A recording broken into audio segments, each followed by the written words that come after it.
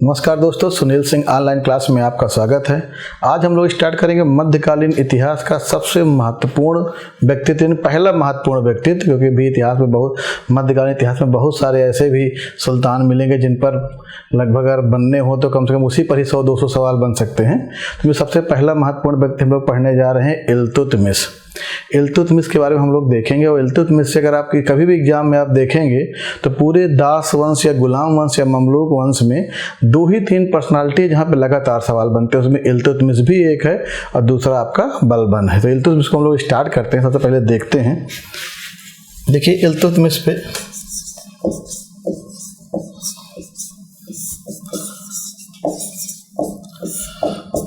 तो इल्तुतमिश सबसे पहली बात देखिएगा कि इल्तुतमिश शब्द का अर्थ होता है साम्राज्य का रक्षक। थोड़ा प्रचलन आने लगा है, शब्दों का अर्थ पूछने लगा है। साम्राज्य का रक्षक पूछ सकता है कि इल्तुतमिश का शाब्दिक अर्थ क्या है, साम्राज्य का रक्षक या राज्य का रक्षक। अब इल्तुतमिश में इसकी उपाधि पर देखिए बहुत सारे सवाल बनते हैं। तो हम लोग इसकी उपाधि पर देखें तो देखिए इसकी उपाधि पर देखें तो खलीफा ए सईद, ये इसकी उपाधि है। इसको गुलाम का गुलाम या दास का दास कहते थे। ये देखिए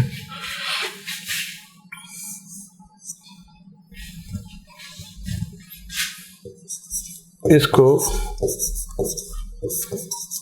ईश्वर की भूमि का रक्षक एवं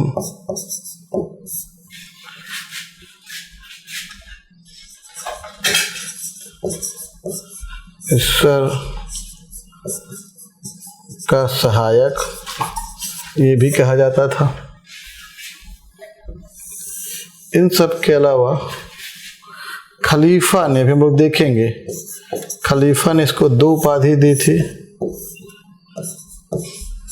एक सुल्तान ए आजम, जो कि आप जानते हैं महमूद गजनबी को मिली थी, और दूसरा नासिर आमिर उल मोमिनीन।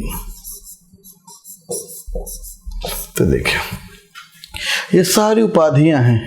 खलीफा ए सईद मतलब भाग्यशाली व्यक्ति, भाग्यशाली शासक।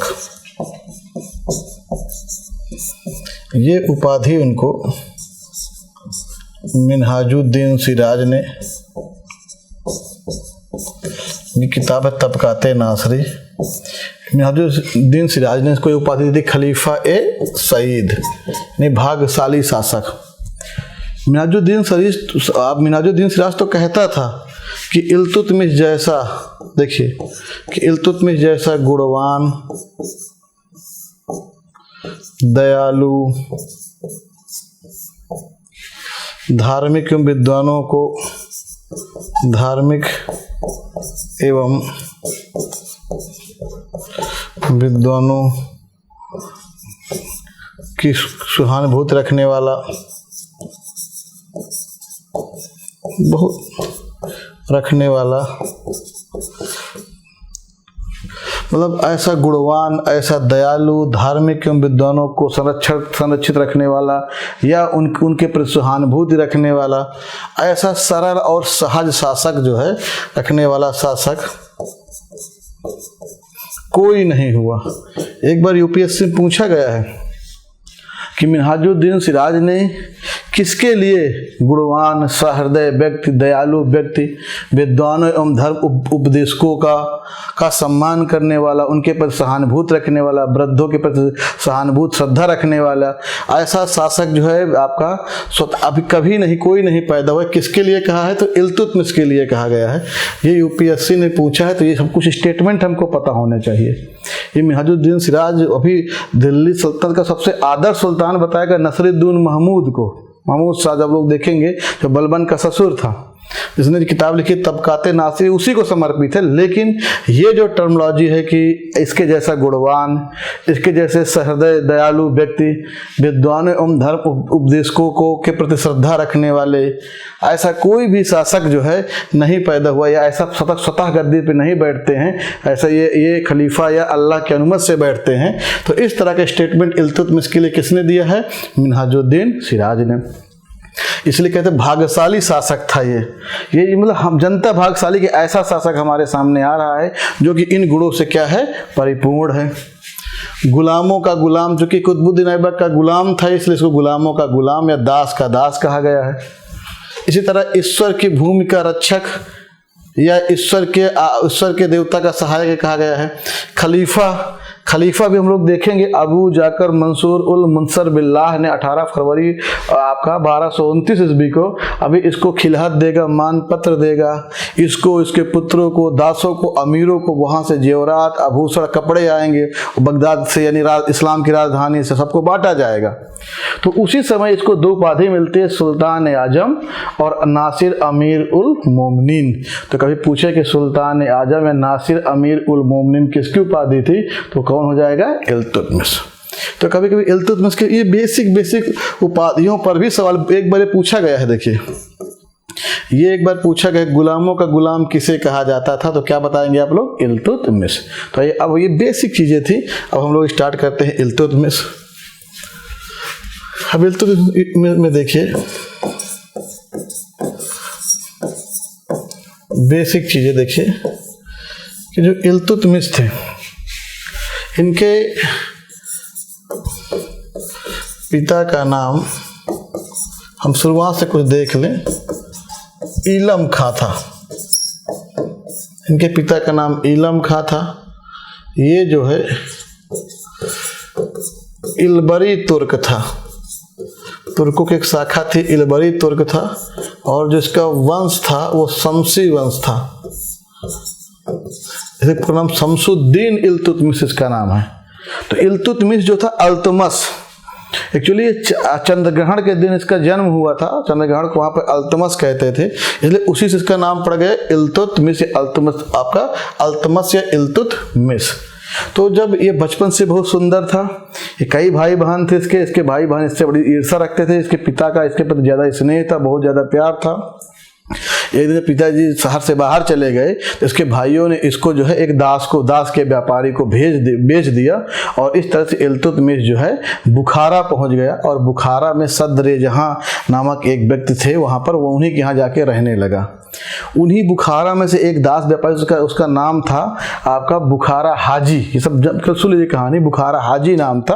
और बुखारा हाजी के द्वारा जो है सदर जहां से इसको ले लिया गया और इसको दास व्यापार में, दास के रूप में गजनी लाया गया। क्योंकि दासों के व्यापार को बेसबक कहा जाता था। दासों खरीदना बेचने को बेसबक कहा जाता, पूछा जाता है दासों के क्रय विक्रय क्या कहते थे? बेसबक कहते थे। इस तरह से गजनी लाया जाता है। सॉरी, जब एक गजनी आएगा तो गजनी में इसकी कीमत बहुत ज़्यादा रहती है। तो मोहम्मद गोरी इसको खरीदना चाहता है, क्योंकि इसके गुणों से, इसकी सुंदरता, इसके गुणों की कीमत इतनी ज़्यादा है कि मोहम्मद गोरी इसको खरीद नहीं पाता है।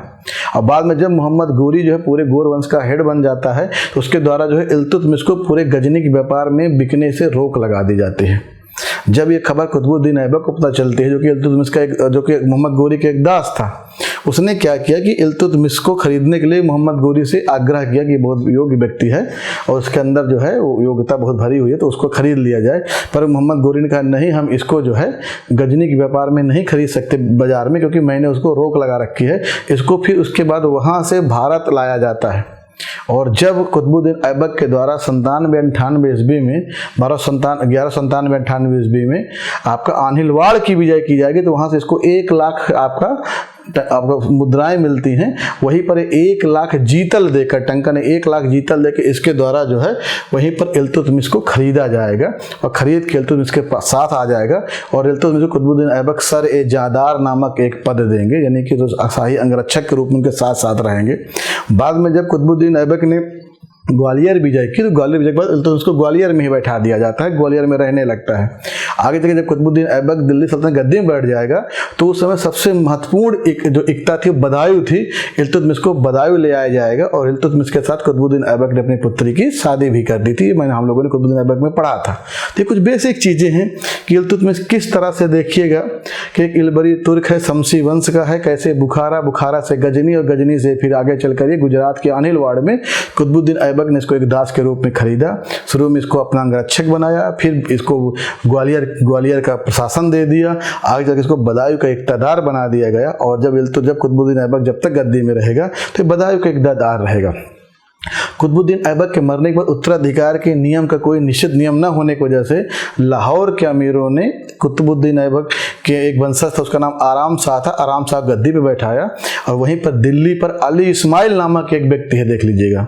अली इस्माइल नामक व्यक्ति के कहने पर ये बदायूं से दिल्ली आता है और दिल्ली के अमीरों के सहयोग से आपका आगे चल के आराम शाह और इल्तुतमिश के बीच में एक युद्ध होगा, उसे जूद का युद्ध कहा जाएगा और उस युद्ध में आराम शाह की हार होती है और इल्तुतमिश दिल्ली गद्दी पर बैठ जाता है।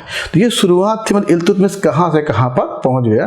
क्योंकि हम लोग इल्तुतमिश को एज ए सुल्तान पढ़ रहे हैं, इसके पिता का नाम ईलम खां है, इसके किस तुर्क का था, आपका इलबरी तुर्क का था, किस वंश का है भाई कह सकते हैं, तो हम लोग कह सकते हैं शमसी वंश का है। और अगर हम लोग दास में देखें तो एक कुतुबुद्दीन ऐबक का दास था, कुतुबुद्दीन ऐबक का दास है, देखिए कुतुबुद्दीन ऐबक का दास है और ऐबक ने इसको आन्हिलवाड़ की विजय के बाद खरीदा था। इसको अच्छे से पढ़िए, बहुत इंपॉर्टेंट पर्सनालिटी, विजय के बाद खरीदा किसको, इल्तुतमिश को। और फिर इल्तुतमिश मैंने बताया आपको कैसे वो पहले अंगरक्षक रहता है, सर-ए-जादार रहता है, उसके बाद फिर वो ग्वालियर से कहाँ पर, बदायूं का, और सुल्तान बनने के पहले कह सकते हैं, सुल्तान बनने के पहले ये पूछ सकते हैं कभी, बदायूं का इक़्तिदार था। बदायूं तो दिल्ली की सबसे सर्वाधिक महत्वपूर्ण इक़्तिदार था। ये ऐबक का दामाद भी था, ऐबक का दामाद था, उनका वंशज नहीं था।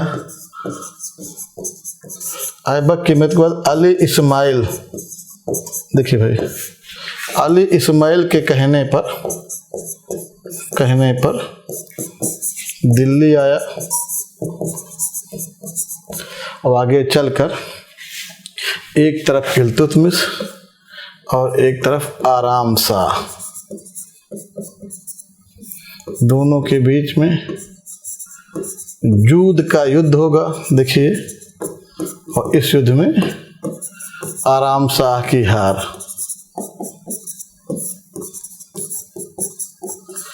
और गद्दी में कौन बैठ गया, इल्तुतमिश। तो ये बेसिक था कैसे इल्तुतमिश, देख लीजिएगा, दिल्ली की गद्दी पे बैठ गया, दिल्ली का सुल्तान। अब देखिए लाहौर को राजधानी बनाई थी कुतुबुद्दीन ऐबक ने। कुतुबुद्दीन ऐबक ने कभी सुल्तान की उपाधि धारण की, केवल मलिक और सिपा सालार की उपाधि धारण की थी। तो इल्तुतमिश देखिए ना क्या कर रहा है। अब ये इल्तुतमिश ने प्रशासन में बड़े परिवर्तन किए।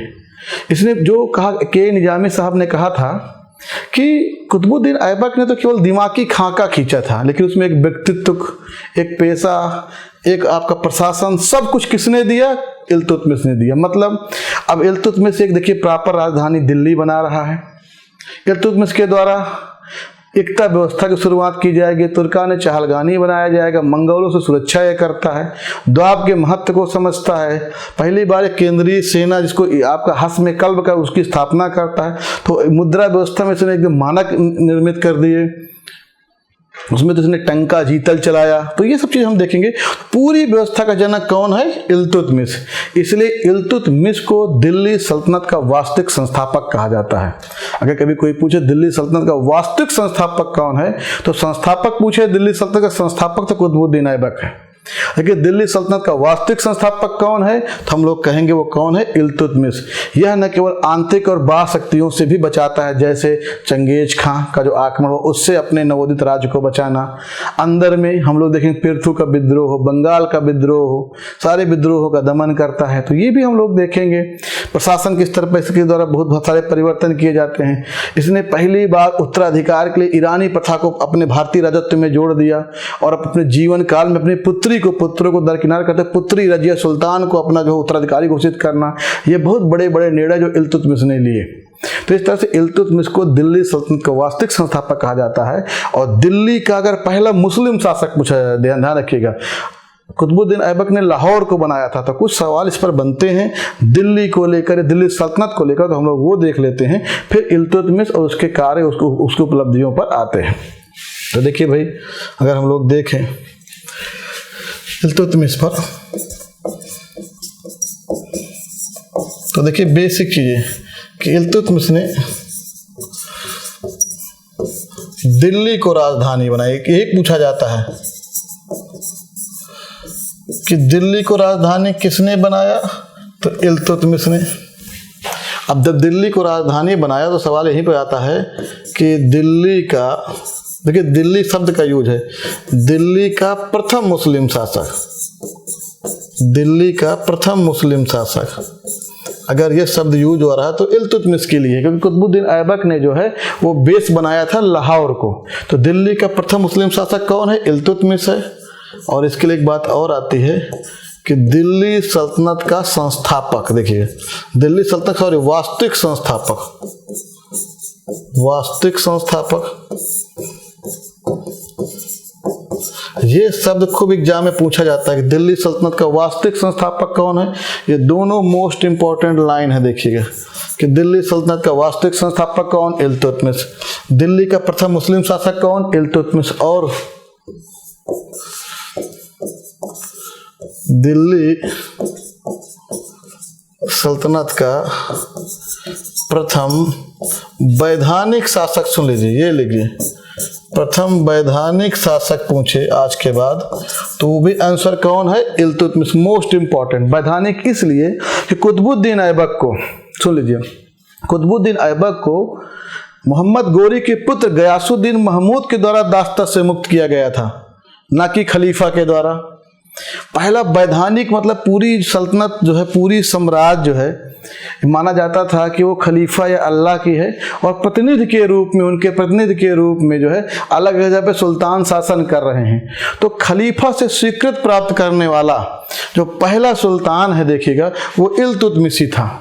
इसीलिए इल्तुतमिश की जो सत्ता है वो वैधानिक है, लीगल है, वो खलीफा से अनुमति प्राप्त है। इसी तरह से दिल्ली सल्तनत का प्रथम वैधानिक सुल्तान पूछा जाए तो वो कौन हो जाएगा, आपका इल्तुतमिश। अब जब यही वैधानिक की बात आ गई तो देखते हैं, तो उस समय बगदाद का खलीफा, देखिए खलीफा अबू जाकर मंसूर, एक ही नाम है, उल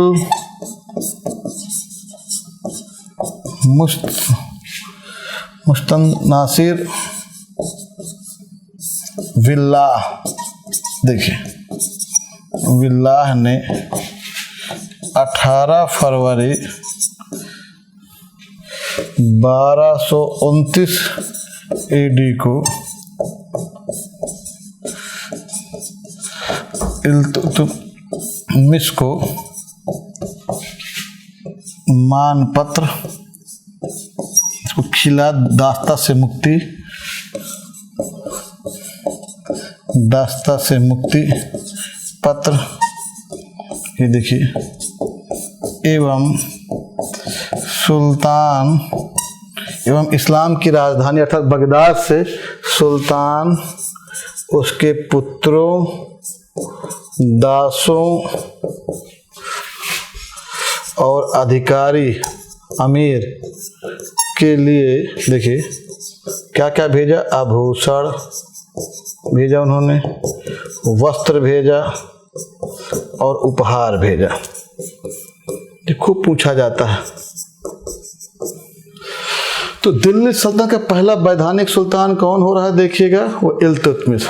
बगदाद के खलीफा अबू जाकर मंसूर उल मुस्तनासिर बिल्लाह के द्वारा 18 फरवरी 1229 ईस्वी को इनको जो है सम्मान पत्र दिया जाता है, दास्ता से मुक्ति पत्र दिया जाता है, और सुल्तान को, उसके पुत्रों को, दासों को और वहाँ के आमीरों को बहुत सारे उपहार, वस्त्र, आभूषण भेंट किए जाएंगे। एक तरह से उसकी सत्ता को स्वीकृति दे दी जाएगी। और इसी के साथ साथ 2 उपाधि दी जाएंगी। देखिएगा, हमने इससे पहले देखा था, एक उपाधि थी सुल्तान ए आजम और दूसरी उपाधि है देखिएगा नासिर अमीर उल मोमिनीन। ये देखिए, तो ये 2 उपाधि भी देते हैं। इसलिए कहा जाता है कि इल्तुतमिश दिल्ली सल्तनत का पहला वैधानिक सुल्तान था। वास्तविक शासक है ही, मैंने बताया था वास्तविक क्यों है, कि उसने ही सब कुछ किया। मुद्रा व्यवस्था में, प्रशासन में एकता प्रणाली लाया, यहाँ खलीफा से अनुमति दिला ही रहा, दिल्ली को राजधानी बना रहा है, मंगोलों से साम्राज्य की सुरक्षा कर रहा है, विद्रोहों का दमन कर रहा है। इसके अलावा रणथंबोर का, मंडोर का, मालवा का, उज्जैन का, बामियान का, इन सब की विजय भी कर रहा है। तो इस तरह से, और बंगाल की विद्रोहों का दमन कर रहा है। तो इस तरह से अगर हम लोग देखें, दिल्ली सल्तनत का पहला वास्तविक शासक कौन? इल्तुतमिश। इन सारी लाइनों में सवाल बनता है, सारी लाइनें, इन सब पे सवाल बनता है। तो अब हम लोग आइए आगे स्टार्ट करते हैं। तो ये मैंने आपको बेसिक अभी बताया इल्तुतमिश के बारे में, कि मतलब इल्तुतमिश के बारे में शुरुआत में मैंने उनकी उपाधियों पर चर्चा किया, उसके पुराने जीवन में यानी प्रारंभिक जीवन पे हम लोगों ने देख लिया। उसके बाद इल्तुतमिश पे कुछ ये सवाल जो थे, जो कुछ लाइनें जो इल्तुतमिश पे बनती हैं। आइए अब इल्तुतमिश की उपलब्धियाँ हम देखें कि और क्या क्या इसने किया, हम लोग देखते हैं। देखिए, सबसे पहले इल्तुतमिश के बारे में तो बहुत इंपॉर्टेंट चीज है, एक चीज देखते हैं, मुद्रा प्रणाली। ये बहुत इंपॉर्टेंट, देखिएगा इल्तुतमिश के बारे में इस पर बहुत इंपॉर्टेंट सवाल बनता है और इस पर खूब सवाल आते हैं। इसलिए हम लोग जो इंपॉर्टेंट पॉइंट उनको देख लेते हैं, बाकी पढ़ेंगे पूरा ही। तो मुद्रा प्रणाली हम लोग देखें तो कहते हैं कि इसने अरबी पद्धति पर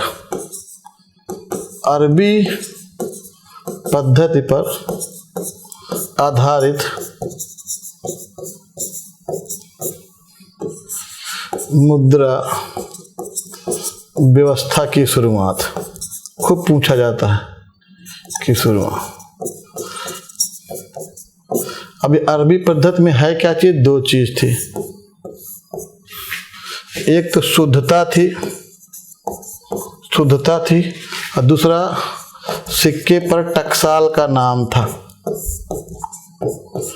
तो इसने शुद्ध सिक्के, शुद्ध टंका तो शुद्ध चांदी का, जीतल का मतलब खुद तांबे का, मतलब उसमें कोई मिश्रित धातु का प्रयोग नहीं किया। तो इस तरह अगर हम लोग देखें तो एक तो टकसाल का नाम अंकित होना, दूसरा शुद्ध होना। और इस आधार पर अगर हम लोग देखें तो इसके द्वारा 2 सिक्के चलाए गए, एक तो टंका और दूसरा जीतल। और एग्जाम में खूब पूछा जाता है, जो टंका है देखिएगा, ये टंका ये चांदी का है, और जो जीतल है ये तांबा का है, जो ये है ये 175 ग्रेन का है। तो आज के बाद ये सवाल 2 है ना, बहुत एग्जाम में खूब आते हैं, टंका और जीतल।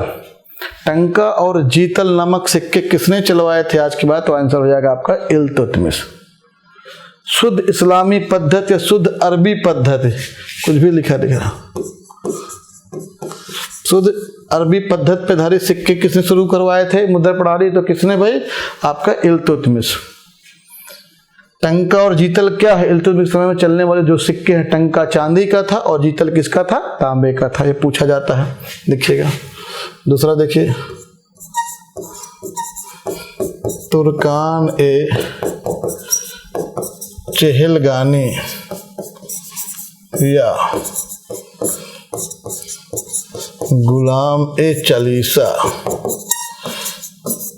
था क्या कि जब इल्तुतमिश गद्दी पे बैठा तो इल्तुतमिश जब गद्दी में बैठे उसके पहले कुतबी और मुइज्जी, कुतबी मतलब कुतुबुद्दीन ऐबक के समर्थक, मुइज्जी के मतलब मोहम्मद गोरी के समर्थक, जो भी अमीर थे, दो समवर्ग थे, इन्हीं का बोलबाला था। इल्तुतमिश ने तो कई बार भरे आम बोला कि मेरी दिल की इच्छा है कि मैं कुतबी और मुइज्जी जो भी अमीर मिले मैं उनके हाथ पैर चूम लूं, मतलब उनको इतना सम्मान दिया। रीजन ये था कि वो आपका जो कुतुबुद्दीन ऐबक जो था ये मोहम्मद गोरी का दास था और इल्तुतमिश जो है कुतुबुद्दीन ऐबक का दास था। और आपको ये बात पता हो जाए, मैंने बताया भी था वरना जान लीजिए आप लोग कि जब आपका मोहम्मद गोरी वापस अंधखुद वाले युद्ध में जब मोहम्मद गोरी ख्वारिज्म के शासक के द्वारा हार जाता है तो उसके बाद खुखर नामक एक जो जनजाति थी, इन लोग खबर ये मिली कि मोहम्मद गोरी मारा गया और इस क्रम में उन्होंने पंजाब और लाहौर के बीच की पूरी लाइनें काटकर खाद रसद को एकदम खत्म कर दिया, लूटपाट मचा दी, एकदम चारों तरफ जो है एक अराजकता का माहौल पैदा कर दिया। उनको दंडित करने के लिए मोहम्मद गोरी आता है और जब मोहम्मद गोरी आता है तो उस युद्ध में मोहम्मद गोरी की मदद करने के लिए कुतुबुद्दीन ऐबक के साथ इल्तुतमिश भी साथ में था। और इल्तुतमिश ने तो खुखरों की एक सेना को, एक शाखा को, यानी उसके एक सेना के हिस्से को तो झेलम नदी तक हरा के दौड़ा कर भगाया था वहां तक। इसकी इस वीरता से मोहम्मद गोरी इतना प्रसन्न होता है कि मोहम्मद गोरी ने अपने सामने ही कुतुबुद्दीन ऐबक को ये कहा कि इसको तत्काल दास्ता से मुक्त करो और मोहम्मद गोरी खड़ा था, उसने कहा मेरे सामने इसके दास्ता से मुक्ति का जो पत्र है वो बनवाया जाए। और मोहम्मद गोरी की उपस्थिति में इल्तुतमिश को उसके मालिक के पहले सोचिए, क्योंकि इसका जो मालिक कुतुबुद्दीन ऐबक को 1208 ईस्वी में देखिए स्वतंत्र हो रहा, दास्ता से मुक्त पा रहा है और ये 1205 में ही पा गया था। इसलिए इल्तुतमिश जो है अपने मालिक के पहले स्वतंत्र हो चुका था और मोहम्मद गोरी ने अपने सामने दास्ता का मुक्ति पत्र बनवाया और इसको दिया।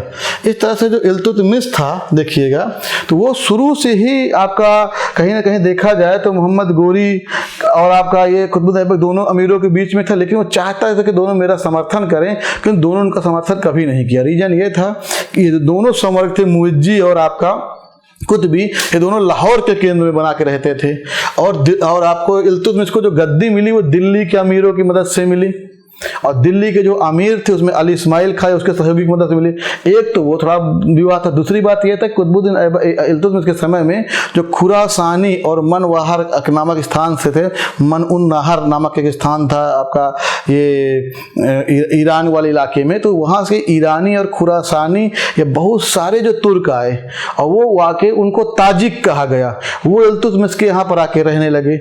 इससे क्या हुआ, जो यहाँ के मूल तुर्की थे और ये जो नए नए लोग हैं, ताजिक लोग हैं, उनके बीच में विवाद होने लगा। इनको देखते हुए इल्तुतमिश के द्वारा जो है अपने लिए आपका गुलाम ए चालीसा या तुर्कान चहलगानी 40 गुलामों का एक दल बनाया गया। ये 40 विश्वसनीय व्यक्ति थे जो एक समूह के रूप में मोहम्मद गोरी और कुतुबुद्दीन इल्तुतमिश के साथ उसके सहयोगी के रूप में रहे। जब तक इल्तुतमिश था इसका सकारात्मक परिणाम निकला, वो उसके लिए खड़े रहे, उसके साम्राज्य विस्तार में या विद्रोहों के दमन में या उस व्यवस्था के संचालन में उन्होंने उनकी मदद भी की। लेकिन जब इल्तुतमिश मर जाता है तो मानने के बाद यही गुलाम जो चालीसा था यानी तुर्कान चहलगानी था, ये बहुत अधिक सक्रिय हो जाता है और अपने मनपसंद के व्यक्तियों को गद्दी में बैठाने लगते हैं। इल्तुतमिश के मरने के बाद आप समझ सकते हैं तत्काल रुकनुद्दीन फिरोज शाह, फिर रजिया, फिर बहराम शाह, फिर अलाउद्दीन मसूद शाह, फिर नसरुद्दीन महमूद, यानी अगले 10 सालों में लगभग 5 शासक सुल्तान बदल जाते हैं। तो तुर्कान चहलगानी बहुत सक्रिय हो जाता है। इस तुर्कान चहलगानी के एक सदस्य था बलबन भी था, वो सब चीज़ देख रहा था। इसलिए जब बलबन गद्दी में बैठेगा उसका पहला काम रहेगा तुर्कान चहलगानी को खत्म करना। तो तुर्कान चहलगानी या गुलाम चालीसा क्या था, इल्तुतमिश के द्वारा बनाए गए 40 गुलामों का 40 शमसी गुलामों का एक दल था जिसको खत्म करने का श्रेय किसे दिया जाता है, बलबन को। तो ये भी देखिए इंपॉर्टेंट चीज है, आपको पता होना चाहिए। पूछ सकता है कि तुर्कान चहलगानी किसने बनाई थी, तो इल्तुतमिश ने।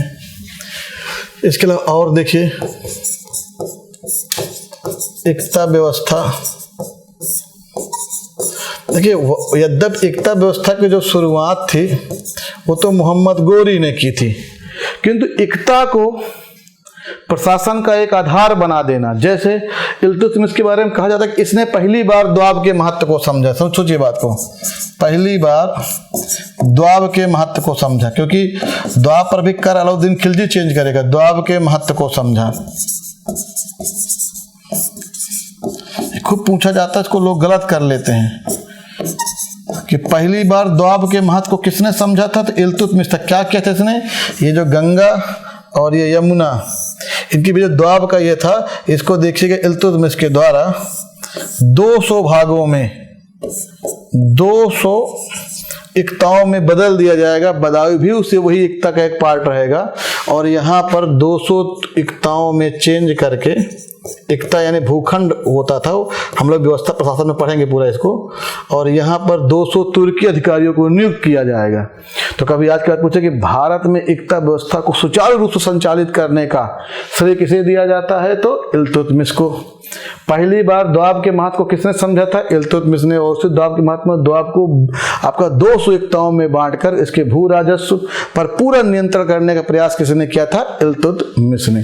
तो इल्तुतमिश में कुछ बेसिक चीजें जो हम लोग देख रहे हैं, जिन पर सवाल बार बार पूछा जाता है, जो हमारे सामने देखिए, इसलिए पॉइंट ये बने हुए हैं। और आगे हम लोग देखते हैं इल्तुतमिश में। देखिए भाई,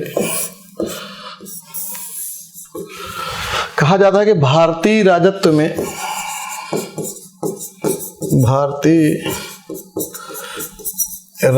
में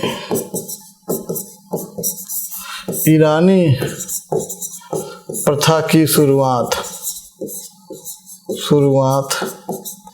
या समावेश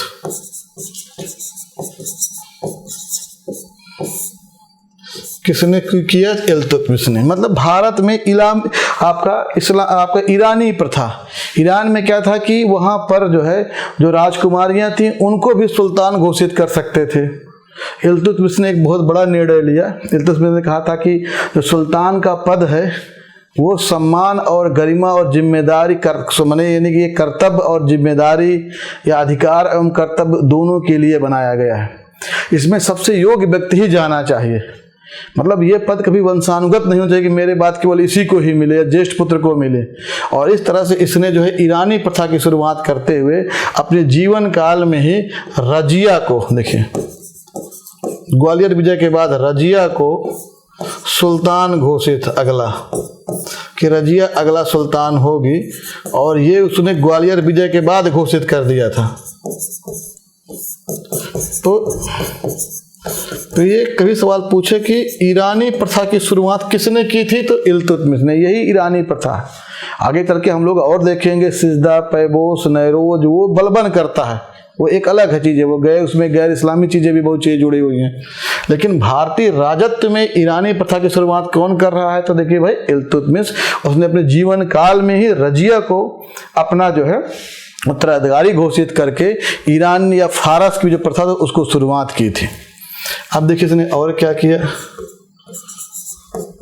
पहली बार केंद्रीय सेना की शुरुआत, देखिए इसके पहले क्या था कि सेना के लिए हमको इक्तादारों पर, अमीरों पर, इन सब पर निर्भर होना पड़ता था। लेकिन पहली बार एक केंद्र की सेना हो, इसको इसने नाम दिया हस्म ए कल्ब। पहली बार सैन्य विभाग जो बनेगा वो बलबन बनाएगा दीवान आरिज, या उसका हेड रहेगा आरिज मुमालिक, जो कि भी इमादुल मुल्क बनता है, जिसको रावत अर्ज की उपाधि बलबन देगा। लेकिन पहली बार केंद्रीय सेना की शुरुआत कौन करता है? इल्तुतमिश, जिसमें केंद्रीय राजा सुल्तान की खुद की अपनी एक सेना हो, उसको हस्म कल्ब कहते हैं। और इस पर पहला व्यक्ति बैठा था अहमद अयाज, और इसको रावत ए अर्ज, तो रावत ए अर्ज की उपाधि कौन देगा? इल्तुतमिश की उपाधि। तो ये भी देखिए इल्तुतमिश के बारे में पूछा जाता है कि केंद्रीय सेना की शुरुआत किसने की थी? इल्तुतमिश के द्वारा की गई थी। तो इल्तुतमिश में कुछ बेसिक चीज़ें जो हम लोग देख रहे हैं, जो हम लोगों ने अभी देखा, ये देखा। अब हम लोग इल्तुतमिश और देखिए, हम लोग क्या देख इसमें देखिए, इल्तुतमिश के द्वारा अगर हम लोग संरक्षण देखें तो देखिए इल्तुतमिश के समय में ताजुद्दीन मलिक, उनका पूरा नाम था मलिक ताजुद्दीन,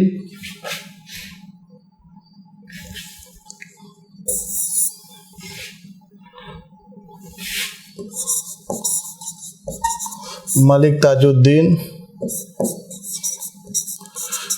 मिनहाजुद्दीन सिराज और नासरी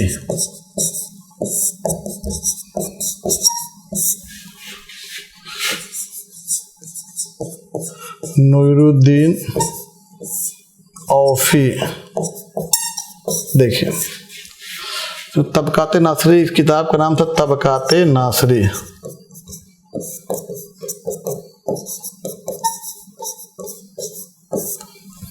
तो इनके दरबार में मिनहाजुद्दीन सिराज, मलिक ताजुद्दीन नासरी नामक कवि, नूरुद्दीन औफी नामक एक विद्वान, ये इनके दरबार में रहते थे। ये हमको पता होना चाहिए। इनके संरक्षण में कभी कभी पूछ लिया जाता है।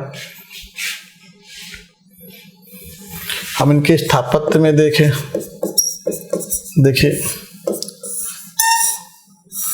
हम इनके स्थापत्य में अगर हम लोग देखें तो इनका दिल्ली और बदायूं, देखिए, तीसरा नागौर, 3। नागौर में देखिएगा इन्होंने एक दरवाजा बनाया है, अतारकिन का दरवाजा, अतारकिन का दरवाजा नागौर राजस्थान में। बदायूं में इनके 3 संरचनाएं हैं, हौज ए शमसी,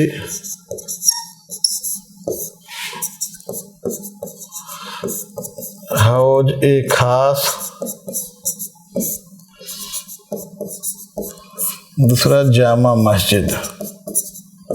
तो बदायूं की जामा मस्जिद, बदायूं में हौज खास, हौज शमसी, सब किसने बनाया? इल्तुतमिश ने। खूब पूछा जाता, शमसी और शमसी वंश से। दिल्ली में अगर हम लोग देखें इनके द्वारा, सबसे पहले देखिएगा पहला पॉइंट, कुतुब मीनार को पूरा किया। कुतुब मीनार को पूरा किया, हम लोगों ने देखा था। कुतुब मीनार की जो शुरुआत होती है वो कुतुबुद्दीन ऐबक करता है। कुतुबुद्दीन ऐबक ने 1 मंजिल बनवाया था। इल्तुतमिश के द्वारा कुतुब मीनार को 3 मंजिल और बनवाया गया। अर्थात कुतुब मीनार को किसने पूरा किया था? तो इल्तुतमिश के द्वारा। यानी कुतुब मीनार कुल 4 मंजिल की हो गई थी। मान ली फिरोज शाह तुगलक के समय बिजली गिर जाती है, चौथी मंजिल क्षतिग्रस्त हो जाएगी, उनके द्वारा फिर चौथी, 5वीं 2 मंजिल और बनेगी, तो 5 मंजिल की हो जाएगी। उसका कलर दूसरा रहेगा। और आगे चलकर सिकंदर लोदी के समय में 5वीं मंजिल फिर टूटती, फिर उसको 5वीं मंजिल कल बनेगी। तो 4 लोगों का कुतुब मीनार से संबंध था। कुतुबुद्दीन ऐबक, इल्तुतमिश, फिरोज शाह तुगलक और आपका सिकंदर लोदी। और आगे नाम हमको आगे सुनने को मिलेंगे। दूसरा, मदरसा ए मुइज्जी, यानी ये मदरसा था। मुइज्जी मतलब मोहम्मद गोरी की याद पर मदरसा ए मुइज्जी बनाया इन्होंने। इसके बाद हम लोग देखें सुल्तान गढ़ी का मकबरा। देखिए, सुल्तान गढ़ी का मकबरा। ये सुल्तान गढ़ी का मकबरा जो है दिल्ली में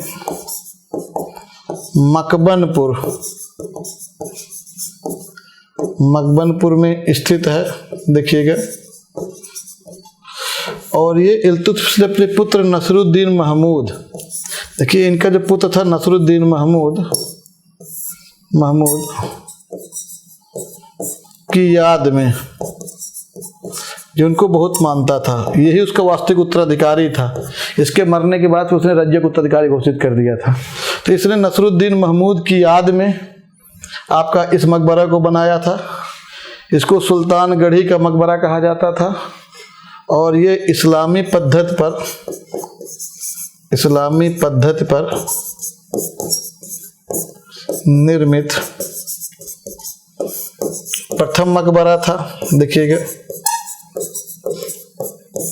इसीलिए इल्तुतमिश को मकबरों का पितामह कहा जाता है। कभी आज के बाद ये भी उपाधि देखा जाए कि मकबरों का पितामह किसे कहा गया था, तो इल्तुतमिश को। तो इल्तुतमिश ने जो सुल्तानगढ़ी का मकबरा है किसकी याद बनाया था? अपने पुत्र नसरुद्दीन महमूद की याद में। कहाँ है ये? दिल्ली में है। और ये भारत का पूछे आजकल भारत का पहला इस्लामी पद्धति से निर्मित मकबरा कौन सा था? तो आज का क्या हो जाएगा? सुल्तानगढ़ी का मकबरा। किसने बनवाया था? इल्तुतमिश ने। इसलिए इल्तुतमिश को मकबरों का पितामह, ये भी उसकी उपाधि थी। इसको मकबरों का पितामह भी कहा जाता था। ये इल्तुतमिश के बारे में हमको बेसिक जानकारी मिली। अब जरा देखिए, अब हम कुछ और राजनीतिक चीजें देखते हैं। इसके समय में एक तो विद्रोह, दूसरा हम लोग देखते हैं इल्तुतमिश के समय में इसके कुछ शत्रु के बारे में जरा देखें। तो आपको पता होगा कुतुबुद्दीन ऐबक जो थे वो मोहम्मद गोरी के दास था। मोहम्मद गोरी के दो दास और भी थे, आपको पता होगा। एक था नसरुद्दीन कुबाचा जो कि मुल्तान सिंध और आपका वाले इलाके में, लाहौर वाले इलाके में था। और एक था कौन? आपका गजनी पे था, ताजुद्दीन एल्दौज। क्योंकि कुतुबुद्दीन ऐबक के द्वारा उनके साथ वैवाहिक नीति अपना दी गई थी, अतः और उसका समय भी कम था, अतः उनके द्वारा जो है प्रॉब्लम कम आई। लेकिन इल्तुतमिश का समय 1211 से लेकर 1236 तक लगभग 26 साल है। इस क्रम में उसकी बहुत सारी समस्याएं, दोनों की समस्याएं सामने आती हैं। तो हम लोग अगर इनको देखें, इसके दो शत्रु हैं। एक का तो नाम है ताजुद्दीन एल्दौज, ताजुद्दीन एल्दौज,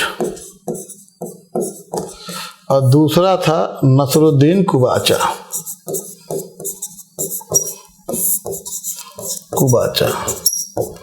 पहले दोनों को हम लोग समझ लेते हैं। देखिए,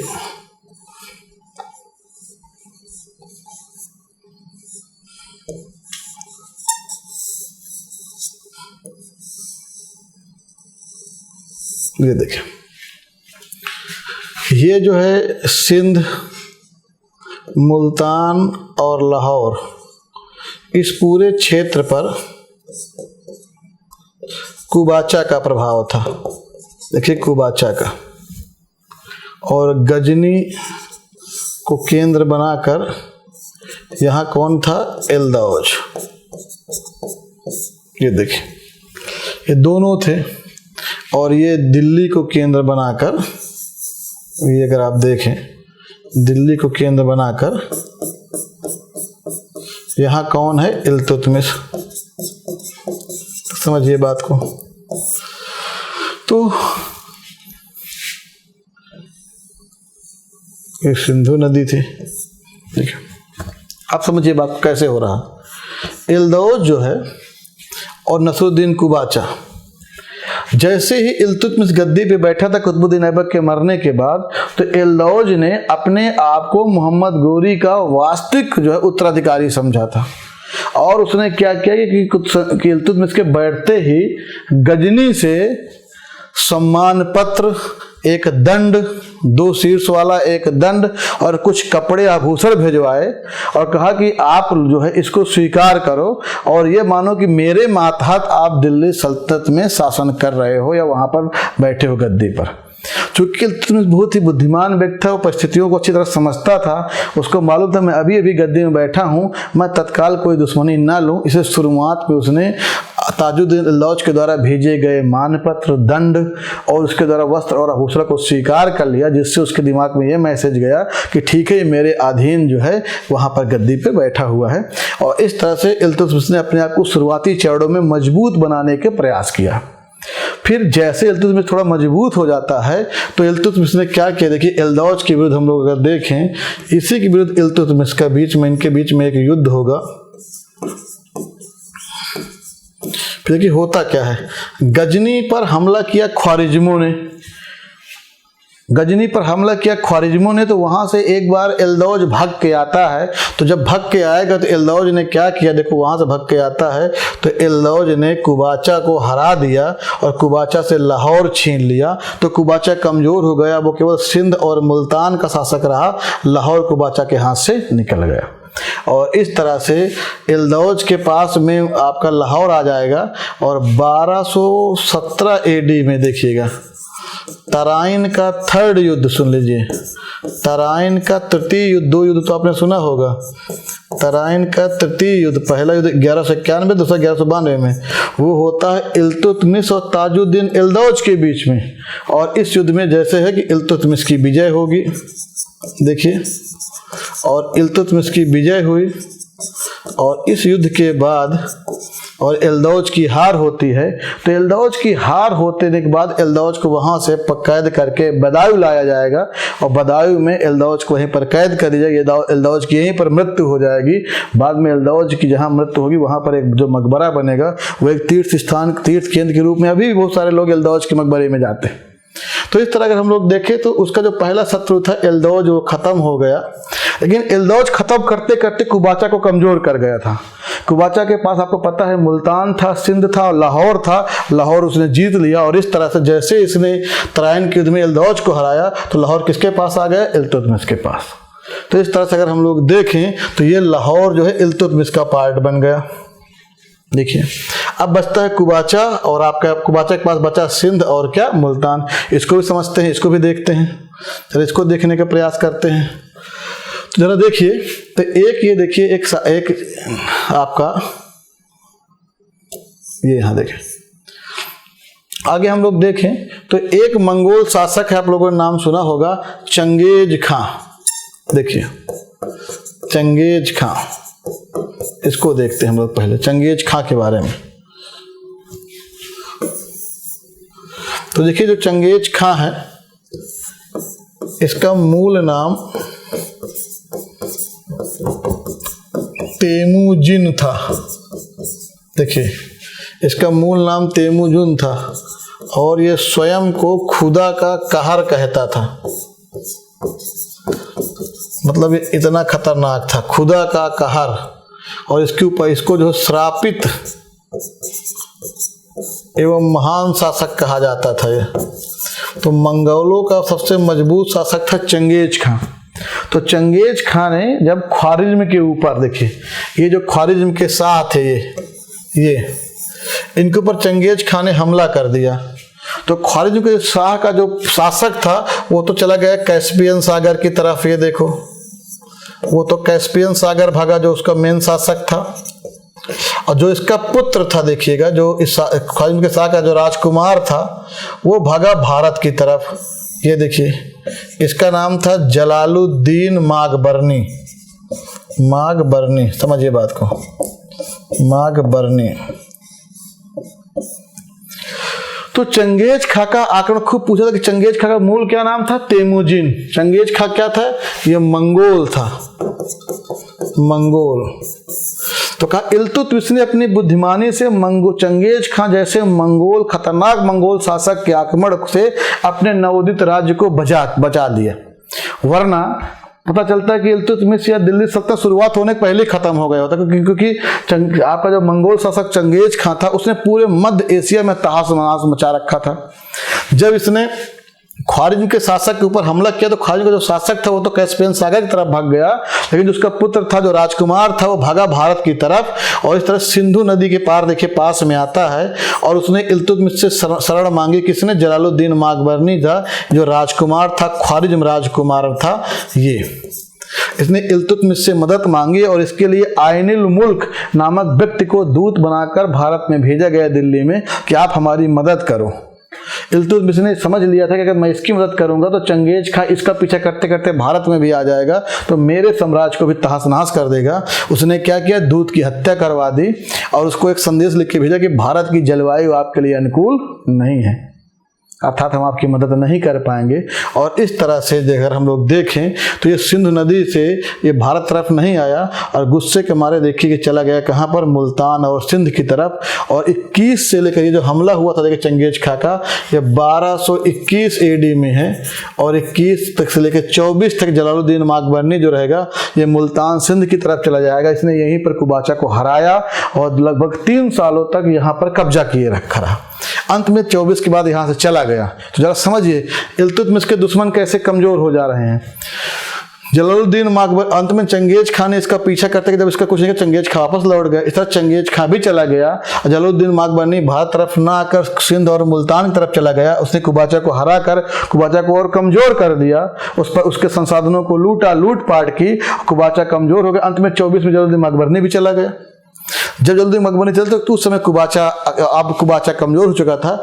इल्तुतमिश ने नसीरुद्दीन कुबाचा के ऊपर हमला कर दिया और कहा गया कि 1228 ईस्वी में कुबाचा को हराया गया। और अंत में कुबाचा जो है एक सिंधु नदी के तट पर युद्ध हो रहा था, नाव से गिर जाने की वजह से कुबाचा की मृत्यु हो गई और डूबकर वो मर गया। इस तरह से इसके दूसरे शत्रु कुबाचा का भी अंत हो गया। तो ये मतलब हमको समझना है कि किस तरह से देखें हम लोग, परिस्थितियां भी इल्तुतमिश के साथ साथ थी। इल्तुतमिश ने आपका चंगेज खां के आक्रमण से खुद को बचने के चक्कर में कुबाचा कमजोर हो गया। तो पूछा जाता है कि चंगेज खां नामक मंगोल आक्रमण किसके समय में हुआ था? तो इल्तुतमिश। किसने अपनी बुद्धिमत्ता से अपने साम्राज्य पर चंगेज खां जैसे मंगोल आसक से बचा लिया? कौन? इल्तुतमिश। चंगेज खां का मूल नाम क्या था? तेमुजिन। कौन स्वयं को खुदा का कहर कहता था? आपका चंगेज खां। किसे श्रापित एवं महान शासक वो मंगोल शासक कहा जाता था? किसको? चंगेज खां को। चंगेज खां ने किसका पीछा किया था? जलालुद्दीन अकबर ने। किस वंश का था? ख्वारिज्म का शाह था, राजकुमार था। किसको दूत बनाया था? आइनुल मुल्क को दूत बना के भेजा था। तो ये कुछ भी सवाल पूछे, कौन सी नदी बेसिक नदी थी, बॉर्डर किस नदी तक किया गया? सिंधु नदी। पूछा जाता है सिंधु नदी। कोई भी सवाल हो तो हम कोई भी सवाल आसानी से सवाल का जवाब दे सकते हैं। अब कोई भी सवाल देखिए इल्तुतमिश का इससे बाहर का नहीं रहेगा। चंगेज खां भी देखिए हमारा वाला पोर्शन हो गया। अब इल्तुतमिश में देखिए कुछ विद्रोह होंगे। तो विद्रोह में देखिएगा, एक है पिरथु का विद्रोह।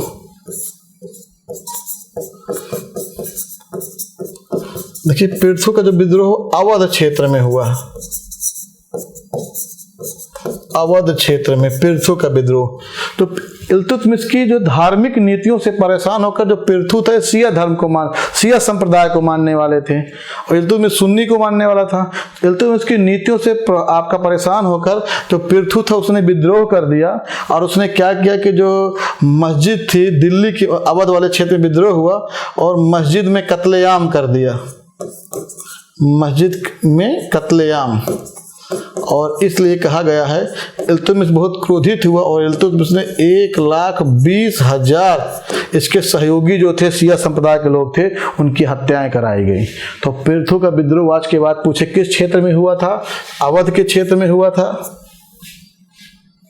किसके समय हुआ था? तो इल्तुतमिश के समय में हुआ था। इस तरह ध्यान दीजिएगा बंगाल का विद्रोह। देखो ये बंगाल का विद्रोह। आपको पता होगा कि कुतुबुद्दीन ऐबक के समय में बंगाल में एक व्यक्ति जाता है मोहम्मद बिन बख्तियार खिलजी, जिसने नालंदा, विक्रमशिला और उदंतपुरी सारे विश्वविद्यालय को नष्ट कराया था।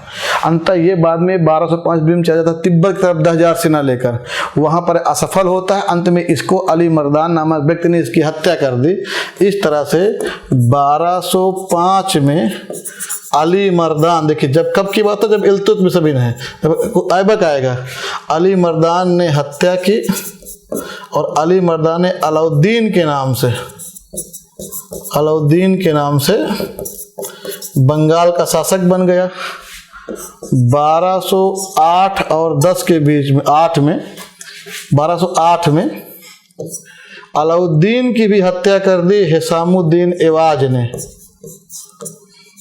हिसामुद्दीन अभी भी ऐबक ही है, देखिए अभी तो आया नहीं।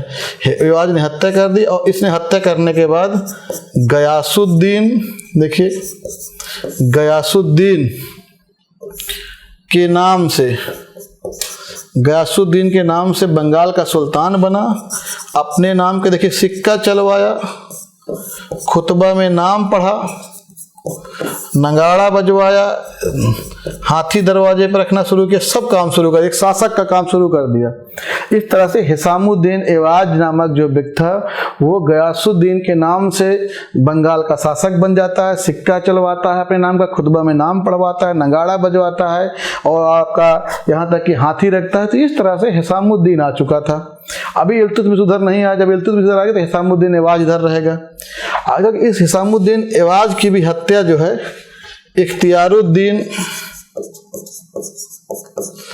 इख्तियारुद्दीन बलका खिलजी ने कर दी, देखिएगा, और ये गद्दी में बैठ जाता है।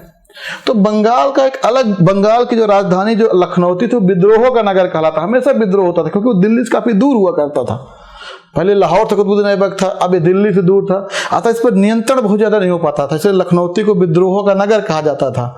तो इस तरह हम लोग देखें तो ये इख्तियारुद्दीन बलका खिलजी था। इल्तुतमिश ने यहाँ पर हमला किया बंगाल पर, बंगाल को हराया और हराने के बाद मलिक जानी को उसने यहीं पर अपने पुत्र नसरुद्दीन महमूद को, था उसने बंगाल को विजय की थी, बाद में आगे जाके जाएगा वो उसकी मृत्यु हो जाएगी पूर्व पश्चिम में। मलिक जानी को देखिएगा, मलिक जानी को बिहार और बंगाल का सूबेदार बना दिया, बिहार एवं बंगाल का सूबेदार। तो ये दो विद्रोह हुए थे, एक बंगाल का विद्रोह, दूसरा पिर्थू का विद्रोह। ये जो दोनों विद्रोह हुए थे ये इल्तुतमिश के समय हुए थे, तो ये भी हम जाने रहे। इसके समय कुछ विजय देख लीजिए, बेसिक विजय है। इसने 1226 में देखिएगा, 1227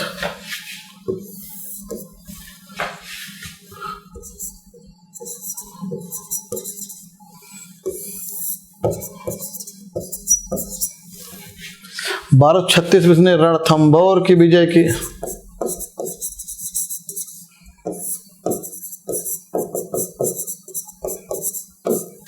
एकदम इंपॉर्टेंट नहीं है। 1227 में इसने जो है मंडोर की विजय की, एकदम इंपॉर्टेंट मेरे को जानना है। 1232 में इसने ग्वालियर की विजय की, देखिए ग्वालियर की विजय। और इसी ग्वालियर विजय के बाद उसने, आपको पता होगा, रजिया को अपना क्या बनाया, उत्तराधिकारी बनाया, और सिक्कों पर रजिया का नाम और उम्दत उल निस्वा नामक जो है नाम भी हम लोग पढ़ेंगे आगे, वो आया। और इसके बाद यही ग्वालियर विजय के बाद इसने देखो मालवा एवं उज्जैन की विजय की। यहीं से उज्जैन में इसने क्या किया कि महाकाल का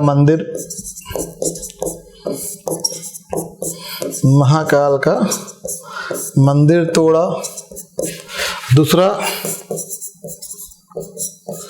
विक्रमादित्य की मूर्ति उठा लाया। तो इस तरह से पूछ सकता है किस अभियान के दौरान में विक्रमादित्य की मूर्ति और महाकाल का मंदिर तोड़ा गया, तो उज्जैन अभियान में इल्तुतमिश के द्वारा। 1236 ईस्वी का अभियान, उसका बामियान का अभियान अंतिम अभियान था, बामियान का अभियान। इसी अभियान में खोखरों के विरुद्ध हो गया था। इसमें वो उसके पेट में दर्द होता है, बाद में डोली में बैठाकर उसको दिल्ली लाया जाएगा और दिल्ली में बीमार होने के बाद उसकी मृत्यु हो जाए थी। तो बामियान का अभियान जो है उसका अंतिम अभियान था। अंतिम अभियान, यहीं से बीमार पड़ा, बाद में दिल्ली में मृत्यु।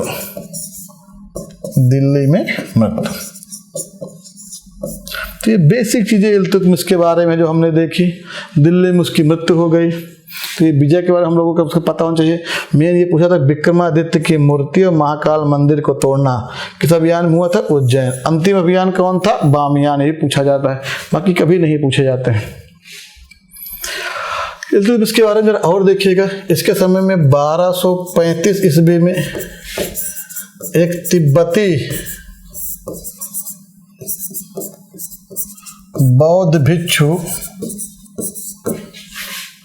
धर्मस्वामिन, देखिए धर्मस्वामिन ने नालंदा में यात्रा की थी।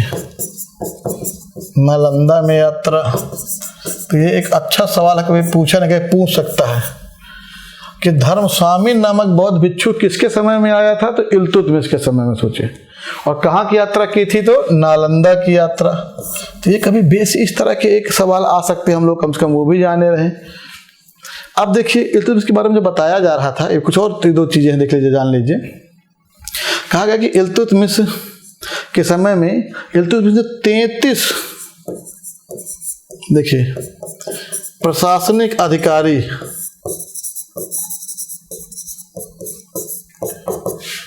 को पद से हटा दिया। सुनिए, इल्तुतमिश ने 33 प्रशासनिक अधिकारियों को पद से हटा दिया गया। तो जब पता लगा क्यों हटाया, पता चला कि उच्च कुल में उनका जन्म नहीं हुआ था, वो निम्न जाति के लोग थे। इसके बाद जो बलबन में आप उच्च नस्ल देखेंगे, उसकी शुरुआत कहीं न कहीं इल्तुतमिश में थी।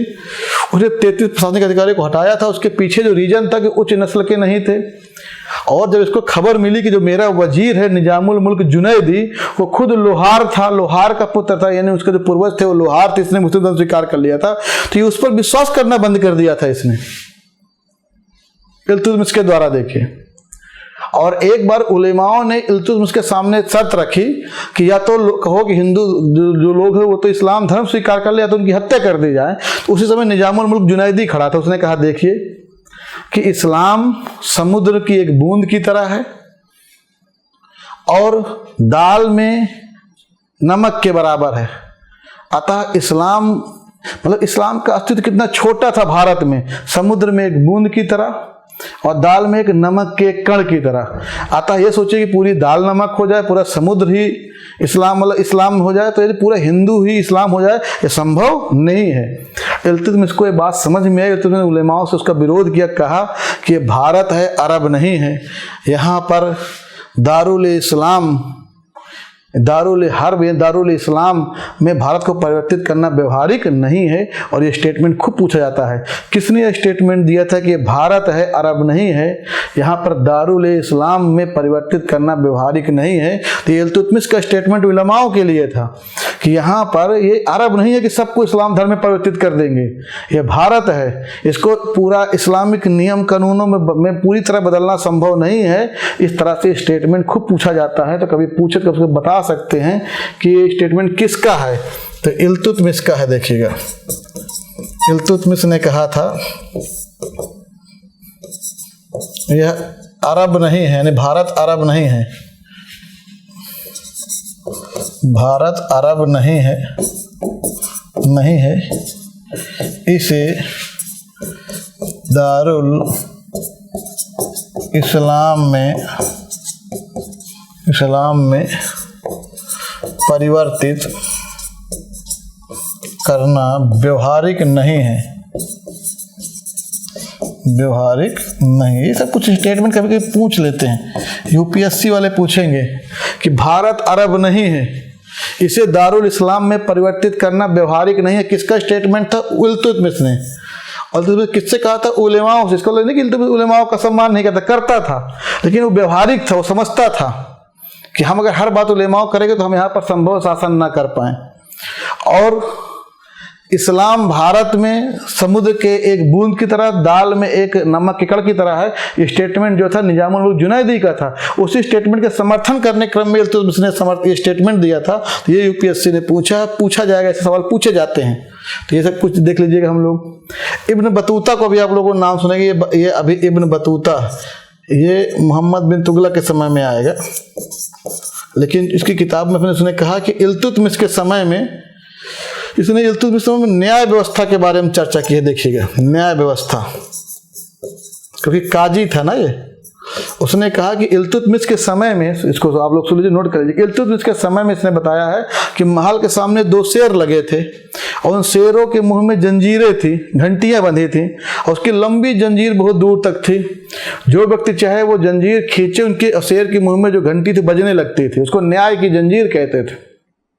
तो पहली बार न्याय की जंजीर कॉन्सेप्ट कौन लाया था? इल्तुतमिश। और इसकी चर्चा कौन करेगा? इब्न बतूता मोहम्मद बिन तुगलक के समय, क्योंकि काजी था, इसको न्याय प्रथा के बारे में जो भारत के बारे में पढ़ना था तभी उसने पढ़ा था। तो पूछा जाता है बार बार कि पहली बार न्याय की जंजीर कॉन्सेप्ट कौन लाता है? इल्तुतमिश। अभी ऐसी न्याय जंजीर आप देखेंगे जहांगीर के समय जब मुगल काल का रहेगा, तो वो इल्तुतमिश से प्रभावित थे। तो ये भी कभी पूछ सकता है आपसे कि न्याय की जंजीर किसके समय प्रसिद्ध थी? तो किसके समय की थी वो? इल्तुतमिश के समय में। 2 शेरों के मुंह में घंटी बजी थी, वहीं से आपका एक तार, एक लंबी सी जंजीर गई थी जिसको खींच कर उसको बजाया जाता था। और इसका वर्णन कौन करता है? Ibn Battuta. तो इल्तुतमिश में कुछ बेसिक चीजें जो हम लोग देख रहे हैं, हमने इल्तुतमिश पूरा कंप्लीट कर लिया। एक भी सवाल इल्तुतमिश में इसके बाहर नहीं रहेगा। हमने इल्तुतमिश का शुरुआत में उपाधियां देखी, उसका प्रारंभिक जीवन देखा, फिर महत्वपूर्ण काम जैसे तुर्कान चहलगानी, इक्ता व्यवस्था, मुद्रा व्यवस्था जिसके लिए इल्तुतमिश जाना जाता है, द्वाब के महत्व को समझना, वैधानिक सुल्तान का बनना, दिल्ली को राजधानी बनाना, दिल्ली का वास्तविक सुल्तान बनना, या दिल्ली का प्रथम मुस्लिम शासक बनना, ये कुछ भी सवाल हम लोगों ने देखा, सब हमने देखा। फिर उसके समय में होने वाले विद्रोह, खासकर चंगेज खां का आक्रमण, बंगाल का विद्रोह, पिरथू का विद्रोह, बाकी उसके द्वारा अभियान, और ये कुछ और बेसिक छोटी छोटी बातें जो हमको अलग अलग जगह पे लिखने पढ़ने को मिलती हैं। अब इल्तुतमिश हमारा पूरा कंप्लीट होता है। कोई भी सवाल इससे बाहर नहीं रहेगा, इसको एक बार पढ़िएगा, उसका सारे पेपर्स हल करिएगा, यूपीएससी के, पीसीएस के, बाकी अदर स्टेट के, राजस्थान के, एमपी के, बिहार, झारखंड, बाकी नेट, जीआरएफ, जिसको जो भी एग्जाम देना हो पढ़े। कोई भी सवाल मैं देखो मुझे जो लगता है इसके बाहर नहीं रहना चाहिए। तो धन्यवाद।